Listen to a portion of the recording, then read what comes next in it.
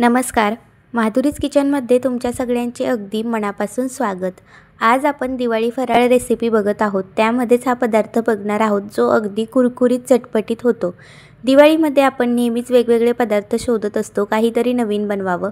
तर हा पदार्थ अगदी झटपट कमी वेळेत पटकन होणार आहे आणि खायला तर एवढा कुरकुरीत होतो आणि खायला अगदी चटपटीत लागतो. चला तर मग आता वेळ वाया न घालवता झटपटच रेसिपीला सुरुवात करूया. त्यासाठी एका कढईमध्ये 2 वाटी पाणी ठेवले. त्यानंतर त्यामध्ये 2 क्यूब आपण बटरचे टाकून घेणार आहोत. त्यानंतर चवीपुरता मीठ टाकायचं, 1 चमचा पांढरी तीळ, 1 चमचा ओवा आणि 1 चमचा जिरे टाकायचं. हे एकजीव करून घ्यायचं. बटर वितळल्यानंतर पाण्याला उकळी येऊ द्यायची. उकळी आल्यानंतर त्यामध्ये त्याच वाटीने 2 वाटी रवा मोजून घ्यायचा. अगदी रवा त्याच वाटीने मोजायचा, कमी जास्त करायचा नाही, नाहीतर छान होत नाही. अगदी मस्त रवा टाकल्यानंतर एकजीव करायचा. पटकन असा गॅसचा फ्लेम लो करून आपल्याला त्याच्यावर झटपट असा एकजीव करून घ्यायचा आहे.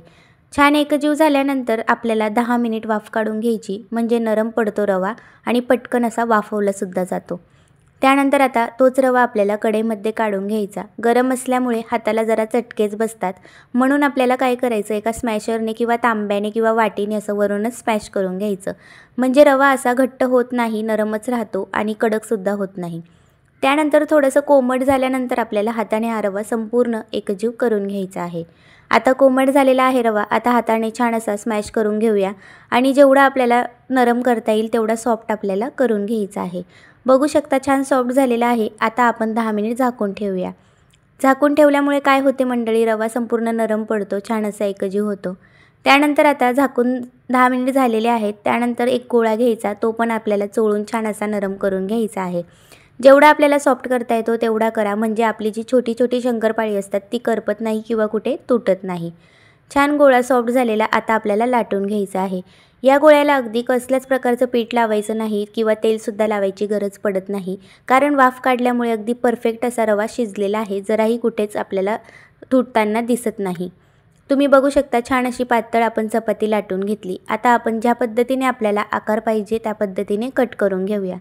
मी ही शंकरपाळी अगदी बारीक कट केलेली आहे. तुम्हाला जशी पाहिजे तशी तुम्ही आकार देऊन कट करू शकतात. अशा पद्धतीने संपूर्ण शंकरपाळी आपल्याला उभी आधी कट करून घ्यायची, नंतर आडवी कट करून घ्यायची. छान अशी चौकोन आपल्याला ही शंकरपाळी कट करून घ्यायची आहेत. ज्या पद्धतीने आपल्याला चीज क्यूब्स असतात किंवा छान असे छोटे छोटे क्यूब्स असतात ना, त्या पद्धतीने आपण कट करून घेऊया. अशा पद्धतीने संपूर्ण शंकरपाळी कट करून घेतलेली आहेत. आता आपण तळायला घेऊया. कढईमध्ये तेल तापायला ठेवले होते. आधी हाय फ्लेमवर कडकडीत तेल तापवायचं, नंतर आपल्याला लो फ्लेमवरच ही शंकरपाळी संपूर्ण तळून घ्यायची आहेत. ही रव्याची शंकरपाळी खायला हलकी असतात आणि बनवायलासुद्धा अगदी सोपी असतात.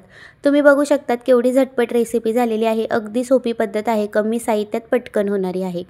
या दिवाळीच्या सणामध्ये तुम्ही मस्त ही शंकरपाळी बनवून अगदी ताटाची शोभाच वाढवणार आणि अगदी चटपटीत होतात. खायलासुद्धा सगळ्यांना आवडेल आणि एकदम नवीन प्रकार आहे, पटकन बनवूनसुद्धा होतो.